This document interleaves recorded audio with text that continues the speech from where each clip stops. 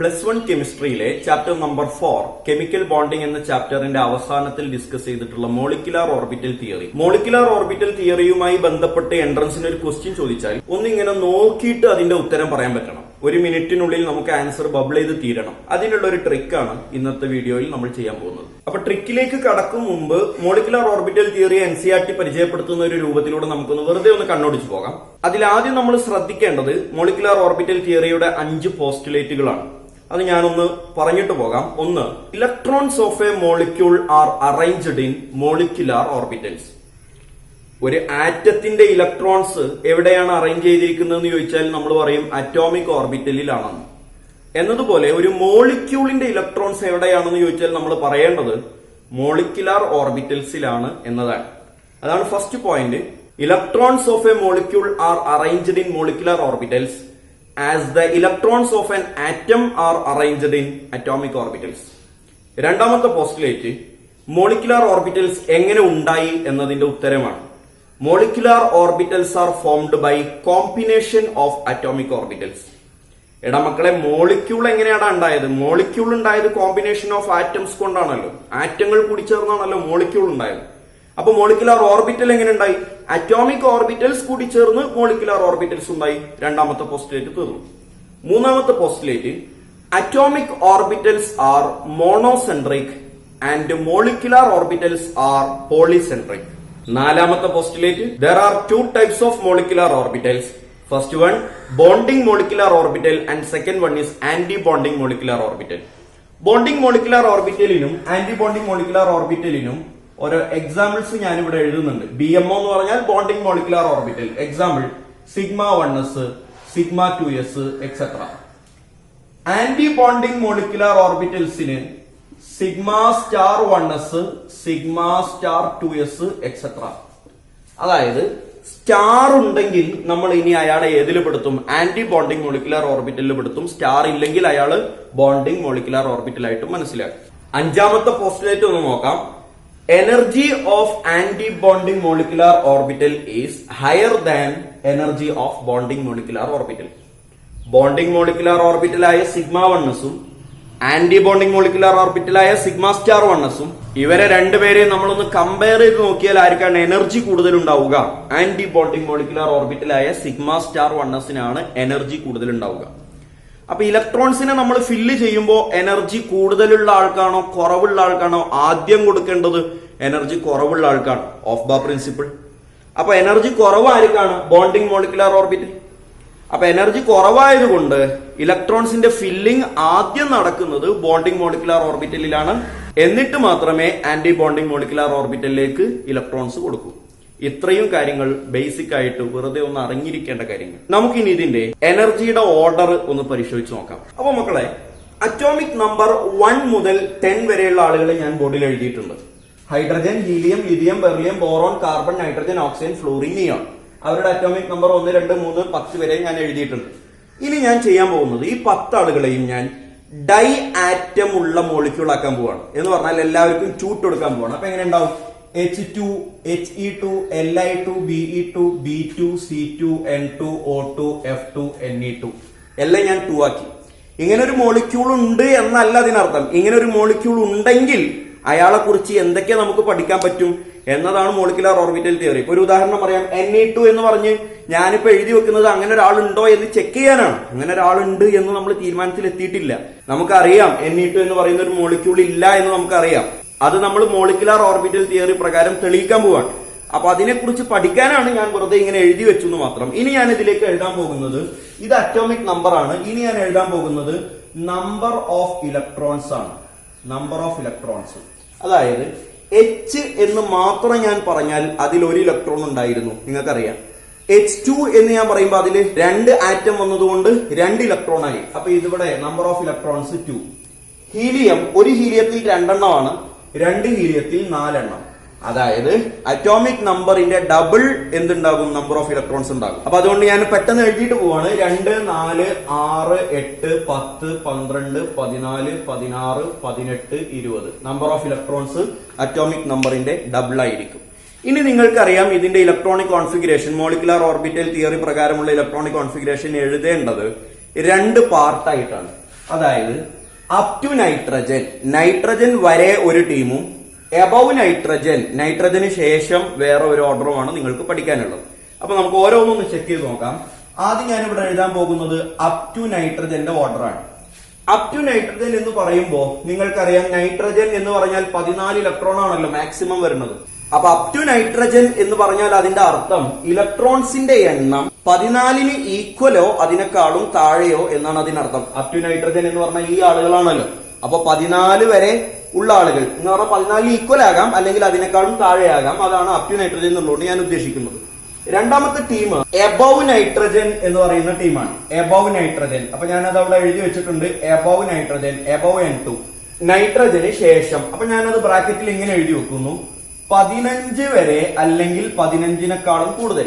അപ്പൊ ഞാൻ ബ്രാക്കറ്റിൽ എഴുതിയിട്ടുണ്ട് 15ഓ 15നേക്കാളും കൂടുതലോ നമ്പർ ഓഫ് ഇലക്ട്രോൺസ് വരിക. അതാണ് എബവ് നൈട്രജൻ എന്നുള്ളതുകൊണ്ട് ഉദ്ദേശിക്കുന്നത്. 14 വരെ ഒരു ടീമായിരുന്നു. ഇനി 15 മുതൽ 15ന് മുകളിലുള്ള എല്ലാ ആളുകളും എബവ് നൈട്രജൻ എന്നുള്ള ടീമിലാണ്. ഇനി നമുക്ക് ഓരോരുത്തരുടെയും ഓർഡർ ഒന്ന് ചെക്ക് ചെയ്ത് നോക്കാം. നിങ്ങൾക്ക് അറിയാവുന്ന ഓർഡർ ആയിരിക്കും. ഇനി അത് അറിയില്ലെങ്കിൽ തന്നെ അത് പഠിക്കാൻ എളുപ്പത്തിൽ പഠിക്കാൻ പറ്റും. അത് ഞാനിവിടെ അതിനുള്ള എളുപ്പവഴി ഞാൻ പറഞ്ഞു തരുന്നുണ്ട്. അപ്പൊ അതിന് മുമ്പ് നമ്മൾ പഠിച്ചു വെച്ച റിലേഷനിലേക്ക് ഒന്ന് പോകാം. അപ് ടു നൈട്രജന്റെ sigma 1s, sigma star 1s, sigma 2s, sigma star 2s, pi 2p x equal to pi 2p y, sigma 2p z, pi star 2p x is equal to pi star 2p y, and the last one is sigma star 2p z. എത്ര ആളായി? 10 ആളായി. 1 2 3 4 5 6 7 8 9 10. ഇതില് രണ്ടാളുകളെ ഞാൻ ഇങ്ങനെ ഒന്ന് വട്ടമിട്ട് വെക്കുന്നുണ്ട്. അതായത് pi 2p x is equal to pi 2p y, അത് കഴിഞ്ഞിട്ടുള്ള sigma 2p z, pi 2p x is equal to pi 2p y, sigma 2p z. ഇതിനെ ഞാനൊന്ന് റൗണ്ടിൽ ഇട്ട് വെച്ചിട്ടുണ്ട്. ഇതിനാന്ന് പറഞ്ഞുതരാം. അതിനു മുമ്പ് ഞാനൊരു കാര്യം പറയട്ടെ. ഇതിൽ നിന്ന് നമ്മൾ മനസ്സിലാക്കേണ്ട ഒരു കാര്യമുണ്ട്. സിഗ്മ 1sനാണ് ഏറ്റവും എനർജി കുറവ്. സിഗ്മ സ്റ്റാർ 1s എനർജി ഒന്ന് കൂടി, സിഗ്മ 2s എനർജി ഒന്ന് കൂടി, സിഗ്മ സ്റ്റാർ 2s എനർജി ഒന്നുകൂടി കൂടി. ഇങ്ങനെ എനർജി കൂടുതലായി പോകുന്ന ഓർഡറാണ് ഈ പറഞ്ഞേക്കണേ. പക്ഷെ pi 2p x is equal to pi 2p y എന്ന് എടുത്തു പറഞ്ഞിട്ടുണ്ട്. Which means pi 2p x ഉം പൈ 2p y ഉം എനർജിയിൽ സെയിം ആണ്. അവർക്ക് ഡിഫറൻസ് ഇല്ല. അപ്പൊ ആർക്ക് ഇലക്ട്രോണിനെ കൊടുക്കണം? ആർക്ക് ഇലക്ട്രോൺ കൊടുക്കുന്നിടത്ത് പ്രിഫറൻസ് കൊടുക്കണം? ആർക്കും പ്രിഫറൻസ് കൊടുക്കാൻ പാടില്ല. എവിടെ? Pi 2p x is equal to pi 2p y എന്നിടത്ത്. അപ്പൊ 4 ഇലക്ട്രോൺ കിട്ടിയാൽ 2 2 ആയിട്ട് കൊടുക്കണം. 2 ഇലക്ട്രോണിന് കിട്ടിയാൽ 1 1 ആയിട്ട് കൊടുക്കണം. 3 ഇലക്ട്രോണിനെ കിട്ടിയാലോ 1 1 കൊടുക്കാൻ പറ്റൂല. ഇലക്ട്രോൺ അല്ലേ, മുറിച്ചു കൊടുക്കാൻ പറ്റൂല. അപ്പൊ പിന്നെ നമുക്ക് നിവൃത്തി ഇല്ലാത്തത് കൊണ്ട് മാത്രം 2 1 ആയിട്ട് കൊടുക്കാം. നമുക്ക് എന്തെങ്കിലും രൂപത്തിൽ ഈക്വൽ ആയിട്ട് കൊടുക്കാൻ പറ്റുമെങ്കിൽ ഈക്വൽ ആയിട്ട് തന്നെ കൊടുത്തോളണം. അതാണ് ഈക്വൽ ടു ഇട്ടതിന്റെ ഉദ്ദേശം. ഇനി എബവ് നൈട്രജന്റെ ഓർഡർ ഒന്ന് ശ്രദ്ധിച്ചാൽ ഈ 4 ആളുകളും അവസാനത്തെ 3 ആളുകളും ഈക്വൽ ആണ്, സെയിം ആണ്. അതുപോലെ തന്നെ വ്യത്യാസം വരുന്നത് ഈ വട്ടത്തിനകത്തുള്ള ആളുകൾ മാത്രമാണ്. സിഗ്മ 2p z ഇങ്ങോട്ട് തിരിച്ചു പറയണം. അപ്പൊ ആദ്യം സിഗ്മ 2p z വരും, പിന്നെ pi 2p x pi 2p y വരും. അത്ര ഇതിൽ മാറ്റമുള്ളൂ. ബാക്കി എല്ലാം അതുപോലെ തന്നെ. അപ്പൊ ഞാനൊന്ന് കാണിച്ചു തരാം, പെട്ടെന്ന് എഴുതി തരാം. Sigma 1s, sigma star 1s, sigma 2s, sigma star 2s, pi 2p x is equal to pi 2p y കഴിഞ്ഞിട്ടുള്ള സിഗ്മ 2p z മുന്നിലേക്ക് വരും. അപ്പൊ ആദ്യം സിഗ്മ 2p z വന്നിട്ടാണ് ആര് വരിക? Pi 2p x is equal to pi 2p y വരിക. അവിടെ മാത്രമേ ചേഞ്ച് ഉള്ളൂ. ഞാൻ മുകളിൽ ഗ്രീൻ കളർ കൊണ്ട് റൗണ്ട് ഇട്ട് വെച്ചവരെ ഇവിടെയും റൗണ്ട് ഇട്ട് വെക്കുന്നുണ്ട്, മാറി വന്നു എന്നത് കാണിക്കാൻ. ബാക്കിയെല്ലാം ഈക്വൽ ആണ്. Pi star 2p x is equal to pi star 2p y, and the last one is sigma star 2p z. ഇതൊക്കെ ഞങ്ങൾക്ക് അറിയാം സാറേ, പക്ഷെ മാറിപ്പോവാണ്. എന്ത് ചെയ്യാനാ? സിഗ്മ 2p z ഉം സിഗ്മ സ്റ്റാർ 2p z ഉം ഇതിനൊക്കെ നമുക്ക് എന്ത് ഇമ്പോർട്ടൻസിലാണ് നമ്മൾ ഓർത്തു വെക്കുക? അതിനെന്തെങ്കിലും ഒരു സംഭവം വേണ്ടേ? മാറിപ്പോകുന്നുണ്ട്. അതിന് പരിഹാരമുണ്ട്, കണ്ടോളണേ. ആദ്യം ഈ ലെറ്ററുകളിൽ എഴുതിയതൊക്കെ ഞാനൊന്ന് മായ്ച്ചിട്ട് ഇതിനെ ഞാനൊരു ഡയഗ്രാം ആയിട്ട് കാണിച്ചു തരാം. അതിനു മുമ്പ് ഈ ഓർഡറുകൾ നിങ്ങളുടെ മനസ്സിലും മുന്നിലുള്ള പേപ്പറിലും ഉണ്ട് എന്ന് ഉറപ്പുവരുത്തുക. ഞാനിത് മായ്ക്കാൻ പോവാണ്, എന്നിട്ട് അതിന്റെ ഡയഗ്രാമാറ്റിക് ആയിട്ടുള്ള ഒരു വ്യൂയിലേക്ക് പോവാണ്. അതിനു മുമ്പ് ഞാനിത് മായ്ക്കും, നിങ്ങൾ അതൊന്ന് മനസ്സിലോ പേപ്പറിലോ ഒക്കെ മാറ്റി വെച്ചു. ഞാനിവിടെ എഴുതിയിട്ടുണ്ട് അപ് ടു നൈട്രജനും എബോവ് നൈട്രജനും ഇങ്ങനെ എഴുതിയിട്ടുണ്ട്. അപ് ടു നൈട്രജൻ എന്ന് പറഞ്ഞാൽ നമ്പർ ഓഫ് ഇലക്ട്രോൺ 14ന് ഈക്വൽ അല്ലെങ്കിൽ അതിനേക്കാളും ചെറുത്. എബവ് നൈട്രജൻ എന്ന് പറഞ്ഞാൽ 15 ഈക്വൽ അല്ലെങ്കിൽ അതിനേക്കാളും വലുത്. ഇതാണല്ലോ ഇപ്പൊ നമ്മുടെ മനസ്സിലുള്ളത്. ഇനി നോക്കൂ മക്കളെ, അപ് ടു നൈട്രജന്റെ ഓർഡർ ഞാൻ ഒന്ന് വെറുതെ പറയാം. Sigma 1s, sigma star 1s, sigma 2s, sigma star 2s, pi 2px pi 2py, sigma 2pz, pi star 2px pi star 2py and sigma star 2pz. ഇതാണ് ആ ഓർഡർ. ആ 10 ആളുകളെ ഞാൻ ഇനി പറയും പോലെ കുറച്ച് വരയിട്ട് കാണിച്ചാൽ മതി. നോക്കിക്കോളണം മക്കളെ, കണ്ടോളൂ. 1 2 3 4 5 6 7 8 9 10 ഇങ്ങനെ വരയിടുക. അതായത് 1 2 3 4 എന്ന് പറഞ്ഞാൽ അതിനർത്ഥം ഇത് സിഗ്മ 1s ആണ്, ഇത് സിഗ്മ സ്റ്റാർ 1s ആണ്, എനർജി കൂടി. ഇത് സിഗ്മ 2s ആണ്, എനർജി ഒന്നുകൂടി കൂടി. ഇത് സിഗ്മ സ്റ്റാർ 2s ആണ്, എനർജി ഒന്നുകൂടി കൂടി. അടുത്തത് pi 2px equal to pi 2py എന്നാണ്. അപ്പൊ അതാണ് ഈ കാണിക്കുന്നത്. Pi 2px equal to pi 2py. അത് രണ്ടും ഒരേ എനർജിയാണ്. അതിനു മുകളിൽ സിഗ്മ 2pz, അതിനു മുകളിൽ pi star 2px equal to pi star 2py, അതിനു മുകളിൽ സിഗ്മ സ്റ്റാർ 2pz. അങ്ങനെയാണെങ്കിൽ അബവ് നൈട്രജന്റെ വരകൾ കണ്ടോളൂ കേട്ടോ. Sigma 1s, sigma star 1s, sigma 2s, sigma star 2s, അടുത്തത് സിഗ്മ 2pz, അടുത്തത് pi 2px equal to pi 2py, pi star 2px equal to pi star 2py, sigma star 2pz. അപ്പൊ എന്താ വ്യത്യാസം? ദേ നോക്കൂ, ഈ വര ഒന്ന് താഴോട്ട് ഇറങ്ങിയ പോലെ ഉണ്ട്. ഇതേ കഴിഞ്ഞു. അപ്പൊ അത് ഓർത്തിരിക്കാൻ ഇതിപ്പോ എന്താണ്, ആ കാര്യങ്ങളൊക്കെ ഒന്ന് വരകളിൽ കാണിച്ചു എന്നല്ലാതെ ഓർക്കാൻ എവിടെ വഴി? കാണിച്ചു തരാം. ഇത് 14 അല്ലേ മക്കളെ? 14ലെ ലാസ്റ്റ് ലെറ്റർ 4 അല്ലേ? 4 വരകൾ ഒന്നിച്ചു വരും എന്ന് ഓർക്കുക. ഇത് 15 അല്ലേ മക്കളെ? 15ലെ അവസാനത്തെ നമ്പർ 5 അല്ലേ? 5 വരകൾ ഒന്നിച്ചു വരും എന്ന് ഓർക്കുക. അപ്പൊ 14 അതിന്റെ താഴെ മനസ്സിൽ അവിടെ ഉണ്ട്, 4 വര ഒന്നിച്ചു വരും. പിന്നെ 5ാമത് വര വരുന്നില്ല. അതായത് 5ാമത് വരുന്ന വര 2 എണ്ണം ആയിരിക്കും. അപ്പൊ sigma 1s, sigma star 1s, sigma 2s, sigma star 2s കഴിഞ്ഞിട്ട് സിഗ്മ 2pz വേണോ, പൈ 2px പൈ 2py വേണോ എന്ന ചോദ്യത്തിന് ഉത്തരമായി. എന്താണ് ഉത്തരം? 14. 4 വരകളെ ഒന്നിച്ചു വരൂ. അപ്പൊ sigma 1s, sigma star 1s, sigma 2s, sigma star 2s കഴിഞ്ഞു. അടുത്തത് ഒരു വരയല്ല, 2 വരയാണ്. അപ്പൊ pi 2px equal to pi 2py, sigma 2pz, pi star 2px equal to pi star 2py, sigma star 2pz. ഓർക്കണം, 15 ആൻഡ് എബവ്. 15ലെ അവസാനത്തെ number 5 ആണ്. 5 വരകൾ ഒന്നിച്ചു വരും. സിഗ്മ 1s വരും, sigma star 1s, sigma 2s, sigma star 2s, പിന്നെ sigma 2pz വരും. എന്നിട്ട് pi 2px, pi 2py, pi star 2px, pi star 2py, sigma star 2pz കഴിഞ്ഞു. ഇതിന്റെ എക്സാമ്പിൾസ് ആണ് നമുക്ക് മിക്കവാറും ക്വസ്റ്റ്യൻ ആയിട്ട് കാണാറുള്ളത്. വളരെ സിമ്പിൾ ആയിട്ട് ഇങ്ങനെ നോക്കിയിട്ട് ആൻസർ പറയാൻ പറ്റണം. അതിലേക്കാണ് ഇനി നമ്മൾ അടുത്തത് പോകുന്നത്. നമുക്കിനി ഒരു മോളിക്യൂളിനെ കിട്ടിക്കഴിഞ്ഞാൽ അയാളുടെ bond order, bond length, bond energy, stability, paramagnetic ആണോ ഡയാമാഗ്നറ്റിക് ആണോ, ഈ വക എല്ലാ കാര്യങ്ങളും കണ്ടിട്ട് ഇങ്ങനെ പറയാൻ പറ്റണം. ഒരു 4 ആളെ തന്നാൽ ഇതിനെ പെട്ടെന്ന് തന്നെ ബോണ്ട് ലെങ്ത്തിന്റെ ഓർഡറിൽ അറേഞ്ച് ചെയ്യുമെന്ന് പറഞ്ഞാൽ നമുക്കതിന് പറ്റണം. അപ്പൊ അതിനുവേണ്ടി ഞാൻ ആദ്യം ഇവിടെ ഡിസ്കസ് ചെയ്യാൻ പോകുന്നത് ബോണ്ട് ഓർഡർ എങ്ങനെ കാണാം എന്നതാണ്. അതാണ് ബേസ്. അത് അറിഞ്ഞു വെച്ചാൽ നമുക്ക് വേറെ കുറെ റിലേഷൻസ് അത് വെച്ച് ഉണ്ടാക്കാൻ പറ്റും. അതിനാദ്യം വേണ്ടത് നമ്പർ ഓഫ് ഇലക്ട്രോൺസ് നമ്മൾ കാണണം. നമ്പർ ഓഫ് ഇലക്ട്രോൺസ് C2 എന്ന് പറഞ്ഞു. കാർബണിന്റെ അറ്റോമിക് നമ്പർ 6. അതിന്റെ C2 ആയതുകൊണ്ട് total number of electrons double ആക്കി പറയുക 12. ഓക്സിജൻ O2 എന്ന് പറഞ്ഞു. Oxygen atomic number 8. 2 ഓക്സിജൻ ആയതുകൊണ്ട് 16. ഇങ്ങനെ പെട്ടെന്ന് നമ്മൾ നമ്പർ ഓഫ് ഇലക്ട്രോൺസ് കാണണം. നമ്പർ ഓഫ് ഇലക്ട്രോൺസ് 20 മുതൽ 8 വരെയുള്ള സംഖ്യകൾ ഞാൻ ഇവിടെ എഴുതിയിട്ടുണ്ട്. അപ്പൊ ചിലർ 8നേക്കാളും താഴെയാണെങ്കിലോ ഞാൻ പറയാം, വെയിറ്റ് ചെയ്യൂ. അപ്പൊ 20 മുതൽ 8 വരെയുള്ളത് ഞാൻ ഇവിടെ എഴുതിയിട്ടുണ്ട്. ഇതിൽ 14 നമ്മുടെ റെഫറൻസ്. 14നെ ഒന്ന് നല്ലോണം നോക്കിക്കൊള്ളണം. 14 നമ്പർ ഓഫ് ഇലക്ട്രോൺ കിട്ടിയതെങ്കിൽ ബോണ്ട് ഓർഡർ ഈസ് 3. 14 ഇലക്ട്രോണിന്റെ എണ്ണം കിട്ടിയതെങ്കിൽ ബോണ്ട് ഓർഡർ 3 ആണ്. ഇതാണ് നമ്മുടെ റെഫറൻസ്. ഇത് വെച്ചിട്ട് വേണം ബാക്കി നമ്മൾ കാണാൻ. 14നേക്കാളും മുകളിലോട്ട് പോയാലും 14നേക്കാളും താഴോട്ട് വന്നാലും ഈ 3യിൽ നിന്ന് 0.5 കുറച്ചുള്ള.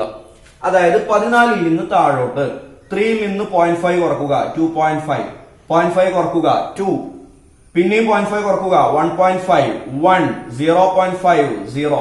ബോണ്ട് ഓർഡർ കിട്ടി. അപ്പൊ നിങ്ങൾക്ക് 12 എന്ന് കിട്ടി.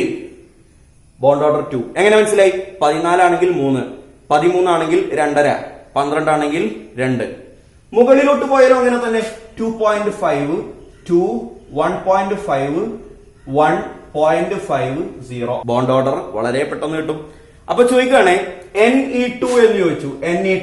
NE2 നിയോൺ 2 വന്നാൽ വരുമോ ഇല്ലയോ എന്ന് ചെക്ക് ചെയ്യാനാണ്. നിയോണിന്റെ അറ്റോമിക് നമ്പർ 10 ആണ്. രണ്ടെണ്ണം വന്നതുകൊണ്ട് 20 ആണ്. 20 വന്നാൽ ബോണ്ട് ഓർഡർ 0 ആണ്. ബോണ്ട് ഓർഡർ എന്ന് പറഞ്ഞാൽ ഒരു നിയോണിനും വേറൊരു നിയോണിനും ഇടക്കുള്ള ബോണ്ടുകളുടെ എണ്ണമാണ്. അപ്പൊ രണ്ട് ആറ്റങ്ങൾക്കിടയിലുള്ള ബോണ്ടുകളുടെ എണ്ണമാണ് ബോണ്ട് ഓർഡർ. ഇവിടെ ബോണ്ട് ഓർഡർ നമുക്ക് 0 എന്ന് കിട്ടും അല്ലെ. നിയോൺ രണ്ടെണ്ണം വരുമ്പോൾ 20 എന്ന് വരും. 20ന്റെ ബോണ്ട് ഓർഡർ 0 എന്ന് വരും. 0 എന്ന് പറഞ്ഞാൽ അതിനർത്ഥം ഒരു നിയോണിനും വേറൊരു നിയോണിനും ഇടയിൽ ബോണ്ടുകൾ ഇല്ല എന്നതാണ്. എന്ന് പറഞ്ഞാൽ അതിനർത്ഥം Ne2 എന്ന് പറയുന്ന മോളിക്യൂൾ ഡസ് നോട്ട് എക്സിസ്റ്റ്. ഇത് നമുക്ക് കണ്ടെത്താൻ പറ്റും. അപ്പൊ നമുക്ക് വേറൊരാൾ ഇവിടെ ചെയ്തു നോക്കാം. O2 ആണെങ്കിലോ, O2 ഓക്സിജന്റെ അറ്റോമിക് നമ്പർ 8 ആണ്. 2 ഓക്സിജൻ വന്നതുകൊണ്ട് 16 നോക്കി നമ്മൾ 16 വന്നാൽ ബോണ്ട് ഓർഡർ 2 ആണല്ലോ വരുന്നത്. 16 അപ്പൊ ഓക്സിജന്റെ ബോണ്ട് ഓർഡർ 2 ആണ് എന്ന് പറഞ്ഞാൽ അതിനർത്ഥം ഒരു ഓക്സിജനും വേറൊരു ഓക്സിജനും ഇടയിൽ 2 വരയുണ്ട് എന്നതാണ്. 2 ബോണ്ട് ഉണ്ട്. F2 പെട്ടെന്ന് നോക്കാം. F2 ഫ്ലോറിൻ അറ്റോമിക് നമ്പർ 9 ആണ്. 2 ഫ്ലോറിൻ ഉള്ളത് കൊണ്ട് അറ്റോമിക് നമ്പർ 18 വരും. 18 വന്നു കഴിഞ്ഞാൽ ബോണ്ട് ഓർഡർ 1. എന്ത് മനസ്സിലായി? ഒരു ഫ്ലോറിനും വേറൊരു ഫ്ലോറിനും ഇടക്ക് ഒരു വരയേ ഉള്ളൂ. ഇങ്ങനെ നമുക്ക് ഏത് മോളിക്യൂളിന്റെയും ബോണ്ട് ഓർഡർ പെട്ടെന്ന് തന്നെ പറയാൻ പറ്റും. ഇനി 8നേക്കാളും താഴെ വന്നാൽ എന്ത് ചെയ്യണം? കണ്ടോ മക്കളെ, 8നേക്കാളും താഴെ എന്ന് പറഞ്ഞാൽ 1, 2, 3, 4, 5, 6, 7 ഇത്രയും ആൾക്കാരാണല്ലോ. അതിലുള്ള ഓഡ് നമ്പേഴ്സിന് ഞാൻ ആദ്യം എഴുതുന്നുണ്ട് 1, 3, 5, 7. 1, 3, 5, 7 ആണല്ലോ 8ന്റെ താഴെയുള്ള ഓഡ് നമ്പർ. ഓഡ് നമ്പർ വന്നാൽ ബോണ്ട് ഓർഡർ 0.5. ഓഡ് നമ്പർ വന്നാൽ ബോണ്ട് ഓർഡർ 0.5. ഇനി ഈവൺ നമ്പർ വന്നാലോ 2, 6. ആരൊക്കെ? 2, 6 ഇവര് വന്നാൽ ബോണ്ട് ഓർഡർ 1. പിന്നെ ഒരാളെ നമ്മൾ മനഃപൂർവ്വം വിട്ടോടെ. 2 കഴിഞ്ഞാൽ 6 അല്ലല്ലോ, അതിനിടയ്ക്ക് ഒരു ഈവൺ നമ്പർ ഉണ്ടല്ലോ. ആരാണ്? 4 വന്നാൽ പക്ഷേ ബോണ്ട് ഓർഡർ 0 ആണ്. 4 വന്നാൽ ബോണ്ട് ഓർഡർ 0 ആണ്. അപ്പൊ ബോണ്ട് ഓർഡർ 0 ഉള്ള എല്ലാ ആളുകളെയും ഞാൻ ഇവിടേക്ക് ഒന്ന് മാറ്റി എഴുതുന്നുണ്ട്. ആരൊക്കെയാണ് ബോണ്ട് ഓർഡർ 0? 4-ലുണ്ട്, 20-ലുണ്ട്, 8-ലുണ്ട്. ശരിയല്ലേ? അപ്പൊ നമ്പർ ഓഫ് ഇലക്ട്രോൺസ് 4, 20 അതുപോലെ 8 ഇത് വന്നാല് അതിന്റെ ബോണ്ട് ഓർഡർ എത്രയായിരിക്കും? 0 ആയിരിക്കും. 0 ഉള്ള ആൾക്കാരെ ഒന്ന് ഓർത്ത് വെക്കുക. അപ്പൊ 4 വരുന്ന ആൾക്കാരെ ഒന്ന് നമുക്ക് ചെക്ക് ചെയ്ത് നോക്കാം. 4 വന്നാൽ 4 വരിക എന്ന് പറഞ്ഞാൽ He2 എന്ന് പറയുന്ന മോളിക്യൂൾ ഇല്ല. 20 വരുന്നത് ഞാൻ ഇവിടെ കാണിച്ചു തന്നു, Ne2 അങ്ങനെ ഒരു മോളിക്യൂൾ ഇല്ല. 8 വരുന്നത് ആരാണ്? B2 ഒരു ബോറോൺ. ലിഥിയം കഴിഞ്ഞിട്ടുള്ള ബോറോണിന്റെ അറ്റോമിക് നമ്പർ 4 ആണ്. 2 ബോറോൺ വന്നാൽ അതിനർത്ഥം നമ്പർ ഓഫ് ഇലക്ട്രോൺസ് 8 ആയി എന്നതാണ്. 8 വന്നാൽ ബോണ്ട് ഓർഡർ 0 എന്ന് പറഞ്ഞാൽ B2 എന്ന് പറയുന്ന ഒരു മോളിക്യൂൾ ഇല്ല. അപ്പൊ Ne2 ഇല്ല, He2 ഇല്ല, B2 ഇല്ല എന്നൊക്കെ പറയാൻ നമ്മൾ ഉപയോഗിച്ച തിയറിയാണ് molecular orbital theory. Bond order 0.5 വരാം, 1 വരാം, 1.5 വരാം, 3 വരാം, 2.5 വരാം, എല്ലാം നമുക്ക് കാണാൻ പറ്റും. ഞാനിവിടെ ഒരു 2-3 എക്സാമ്പിൾസ് കൂടി ചെയ്ത് കാണിച്ചു തരാം പെട്ടെന്ന്. C2 എന്ന് കണ്ടാൽ കാർബൺ 6 ആണ്. 2 കാർബൺ 12 ആണ്. പെട്ടെന്ന് വന്നു. 12 വന്നാൽ ബോണ്ട് ഓർഡർ 2. ഇവിടെ എഴുതുന്നുണ്ട് ബോണ്ട് ഓർഡർ = 2. ഒരു കാർബണിനും വേറെ കാർബണിനും ഇടയ്ക്ക് 2 വര ഉണ്ട് എന്നാണ് അതിനർത്ഥം. അങ്ങനെ വര ഇടണമെന്നില്ല, നമുക്ക് പെട്ടെന്ന് മനസ്സിലേക്ക് ഒന്ന് വന്നാൽ മതി. വേറൊരാളെ ഞാൻ പറയാം. H2 എന്ന് പറഞ്ഞാൽ ഒരു ഹൈഡ്രജൻ ആണെങ്കിൽ അറ്റോമിക് നമ്പർ 1. 2 ഉള്ളതുകൊണ്ട് ഇലക്ട്രോണിന്റെ എണ്ണം 2. 2 വന്നാൽ 2 വന്നു, ബോണ്ട് ഓർഡർ 1. അപ്പൊ H2 എന്ന് എഴുതി നമ്പർ ഓഫ് ഇലക്ട്രോൺസ് 2 ആണെന്ന് മനസ്സിലായി. Bond order = 1. ഇങ്ങനെ ആരെയും നമുക്ക് കാണാൻ പറ്റും. അപ്പൊ മക്കളെ, ഒരു മോളിക്യൂളിന് കിട്ടിക്കഴിഞ്ഞാൽ അയാളുടെ മാഗ്നറ്റിക് പ്രോപ്പർട്ടി കൂടി ഒന്ന് പറയാൻ പറ്റണം. അയാൾ പാരാമാഗ്നറ്റിക് ആണോ ഡയാമാഗ്നറ്റിക് ആണോ എന്നതൊക്കെ ഒന്ന് പറയാൻ പറ്റണം. അപ്പൊ അതിന് നിങ്ങൾ ആദ്യം അറിയേണ്ടത് പാരാമാഗ്നറ്റിക് എന്ന് പറഞ്ഞാൽ എന്താണ്? നമ്മൾ എങ്ങനെയാണ് ഒരു മോളിക്യൂളിനെ പാരാമാഗ്നറ്റിക് ആണോ അല്ലയോ എന്ന് ചെക്ക് ചെയ്യുക? പാരാമാഗ്നറ്റിക് ആവണമെങ്കിൽ അതിനുള്ളിൽ ആര് വേണം? Presence of an unpaired electron വേണം. അൺപെയർഡ് ഇലക്ട്രോൺ ഉണ്ടെങ്കിൽ മാത്രമേ അയാളെ നമ്മൾ പാരാമാഗ്നറ്റിക് എന്ന് വിളിക്കുള്ളൂ. അപ്പൊ പാരാമാഗ്നറ്റിക് എന്ന് പറഞ്ഞാൽ അൺപെയർഡ് ഇലക്ട്രോൺ ഉള്ളവനാണല്ലോ. അപ്പൊ പിന്നെ ഡയാമാഗ്നറ്റിക് പെയർഡ് ഇലക്ട്രോൺ ഉള്ളവൻ, അത് തെറ്റാണ്. പെയർഡ് ഇലക്ട്രോണിനെ നമ്മൾ ഇവിടെ നോക്കുന്നേ ഇല്ല. അൺപെയർഡ് ഇലക്ട്രോൺ ഉണ്ടോ, അൺപെയർഡ് ഇലക്ട്രോൺ ഇല്ലേ, ഇത്രേ ചർച്ച പോകുന്നുള്ളൂ. അൺപെയർഡ് ഇലക്ട്രോൺ ഉണ്ടെങ്കിൽ പാര, അൺപെയർഡ് ഇലക്ട്രോൺ ഇല്ലെങ്കിൽ ഡയ. അപ്പൊ paramagnetic presence of an unpaired electron, diamagnetic absence of unpaired electron. Unpaired electrons ഇല്ലെങ്കിൽ അയാൾ ഡയാമാഗ്നറ്റിക് ആവും. ഇതെങ്ങനെ നമുക്ക് പെട്ടെന്ന് കാണാൻ പറ്റും? നമ്പർ ഓഫ് ഇലക്ട്രോൺസ് നമ്മുടെ മനസ്സിൽ കിട്ടിക്കഴിഞ്ഞാൽ, നേരത്തെ ഞാൻ പറഞ്ഞ 1 മുതൽ 20 വരെയുള്ള നമ്പർ ഓഫ് ഇലക്ട്രോൺസ് കിട്ടിക്കഴിഞ്ഞാൽ അതിൽ പാര ആരാണ് ഡയ ആരാണെന്ന് നോക്കി വെച്ചോളൂ മക്കളെ. ഓഡ് നമ്പർ ആണെങ്കിൽ, എങ്ങനെ ഓഡ് നമ്പർ ആണെങ്കിൽ അതിന്റെ കൂടെ രണ്ടാളുകൾ കൂടി ഉണ്ട്, 10ഉം 16ഉം. ആരൊക്കെ? ഓഡ് നമ്പർ ആണെങ്കിൽ അതുപോലെ ഈവൺ നമ്പറിൽ തന്നെ രണ്ടാളുകൾ, ആരൊക്കെ? 10, 16. ഇവരാണെങ്കിൽ ആ മോളിക്യൂള് പാരയായിരിക്കും. ബാക്കിയുള്ള എല്ലാവരും ഡയ ആയിരിക്കും. ബാക്കിയുള്ള എല്ലാവരും എന്ന് പറഞ്ഞാൽ ഈവൺ നമ്പറിൽ ആരല്ലാത്തത്? 10, 16 അല്ലാത്തത്. അപ്പൊ ഞാനൊരു സംഖ്യ പറയാം, 9, 9. പാരയാണോ ഡയയാണോ? പാരയാണ്. എന്താണ് ഈ 9? നമ്പർ ഓഫ് ഇലക്ട്രോൺസ് ആണ്. അത് നമുക്ക് എക്സാമ്പിൾ ചെയ്യുമ്പോൾ മനസ്സിലാവും. ഒരു മോളിക്യൂളിന്റെ ഉള്ളിലുള്ള നമ്പർ ഓഫ് ഇലക്ട്രോൺസ് 9 ആണെങ്കിൽ അയാൾ പാരയാണ്. എങ്ങനെ മനസ്സിലായി? ഓഡ് നമ്പർ വന്നതുകൊണ്ട്. ഒരു മോളിക്യൂളിന്റെ ഉള്ളിലുള്ള ഇലക്ട്രോണിന്റെ എണ്ണം 10 ആണെങ്കിൽ അയാൾ പാരയാണ്. എങ്ങനെ മനസ്സിലായി? 10 ഇവിടെ ആയതുകൊണ്ട്. ഒരു മോളിക്യൂളിന്റെ ഉള്ളിലുള്ള ഇലക്ട്രോണിന്റെ എണ്ണം 11 ആണെങ്കിൽ അയാൾ പാരയാണ്. എങ്ങനെ മനസ്സിലായി? ഓഡ് നമ്പർ ആയതുകൊണ്ട്. ഒരു മോളിക്യൂളിന്റെ ഉള്ളിലുള്ള ഇലക്ട്രോണിന്റെ എണ്ണം 12 ആണെങ്കിൽ അയാൾ ഡയയാണ്. എന്തുകൊണ്ട്? ഈ പറഞ്ഞ ആളിൽ പെടാത്തത് കൊണ്ട്. അപ്പൊ പാരയാണ് എന്നത് മാത്രം പഠിച്ചു വെക്കുക. ആരൊക്കെ? ഓഡ് നമ്പറുകളെല്ലാം പാരയായിരിക്കും. കൂട്ടത്തിൽ ഈവൺ നമ്പറിലെ രണ്ടാളുകൾ 10, 16. 10, 16. നമ്പർ ഓഫ് ഇലക്ട്രോൺസ് 10 വന്നാൽ പാരയാണ്. നമ്പർ ഓഫ് ഇലക്ട്രോൺസ് 16 വന്നാൽ, for example oxygen O2. O2 എന്ന് പറഞ്ഞാൽ നമ്പർ ഓഫ് ഇലക്ട്രോൺസ് 16 ആണല്ലോ. ഒരു ഓക്സിജൻ 8, 2 ഓക്സിജൻ 16. അപ്പൊ 16 വന്നാൽ ഈവൺ നമ്പർ ആണെങ്കിലും അയാൾ പാരാമാഗ്നറ്റിക് ആണ്. ഈവൺ നമ്പറിലെ രണ്ടാളുകൾ 10, 16 പാരാമാഗ്നറ്റിക് ആണ്. ബാക്കി എല്ലാവരും 18 വന്നാലോ ഡയയാണ്. 14 വന്നാലോ ഡയയാണ്. ഇത്രയും നമുക്ക് പാരാമാഗ്നറ്റിക് ആൻഡ് ഡയാമാഗ്നറ്റിനെ കുറിച്ച് പറയാനുള്ളൂ. അപ്പൊ ഞാൻ 2 എക്സാമ്പിൾ ഇവിടെ എഴുതി തരാം. N2 വന്നു. N2 വന്നാൽ 14 ഇലക്ട്രോൺ ആണ്. 14 ഇതിൽ പെട്ട ആളാണോ? ഓഡ് നമ്പർ ആണോ? അല്ല.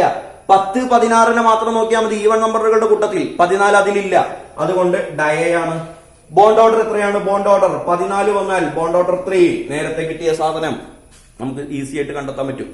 ഇനി ഇതിൽ പോസിറ്റീവ് ചാർജും നെഗറ്റീവ് ചാർജൊക്കെ വന്നാൽ എങ്ങനെ കാണാം.